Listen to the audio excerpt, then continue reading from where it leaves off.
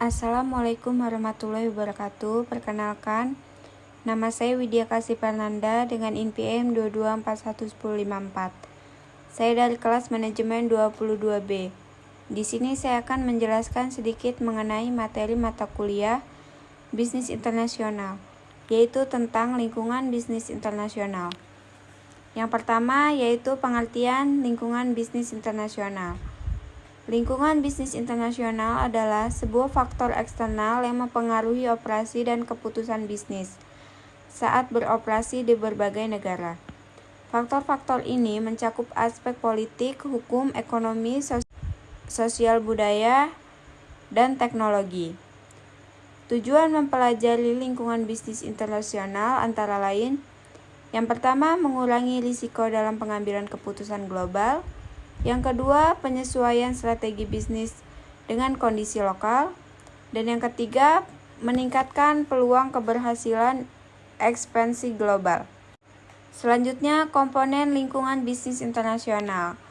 Yang pertama yaitu ada lingkungan politik. Lingkungan politik mencakup struktur pemerintahan, stabilitas politik, dan kebijakan luar negeri yang mempengaruhi iklim bisnis.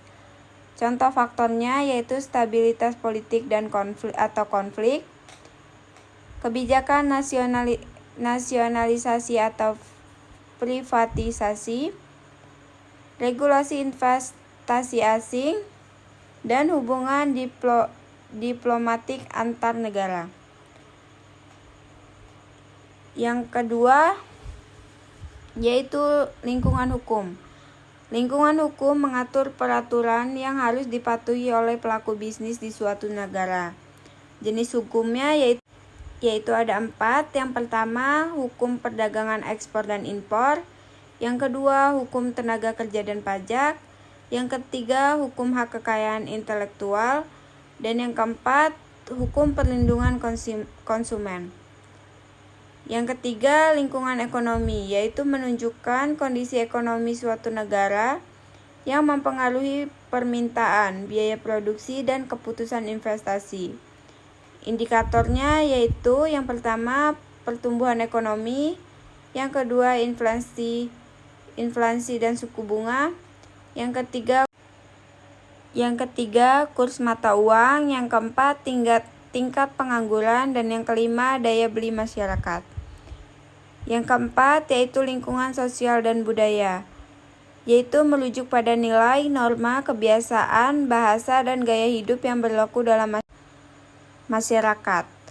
Aspek penting yaitu perbedaan budaya dan etika bisnis, agama dan kepercayaan, gaya komunikasi yaitu langsung versus tidak langsung, dan struktur sosial dan pendidikan.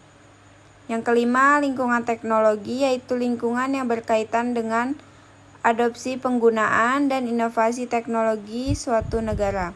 Faktor utamanya yaitu infrastruktur digital seperti internet, cloud computing, inovasi teknologi lokal, tingkat automasi dan industri, dan R&D dan ekosistem startup. Yang keenam yaitu lingkungan alam dan ekologis, yaitu meliputi kondisi geografis, sumber daya alam, dan peraturan lingkungan hidup yang mempengaruhi bisnis. Fokus utamanya yaitu iklim dan kondisi geografis, kebijakan emisi karbon dan limbah, dan regulasi berkelanjutan. Selanjutnya, analisis lingkungan, yaitu yang pertama untuk memahami dan menganalisis lingkungan bisnis internasional digunakan beberapa alat yaitu seperti PESTLE analisis, yaitu political, ekonomi, sosial, teknologikal, legal, dan environmental.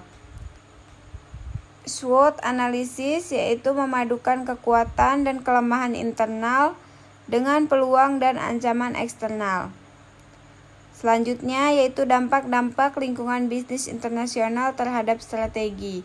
Yang pertama yaitu adaptasi produk, yaitu localization versus standardization. Yang kedua, strategi harga sesuai daya beli lokal. Yang ketiga, pilihan lokasi produksi yaitu nearshoring dan offshoring. Dan yang keempat, strategi pemasaran multibudaya.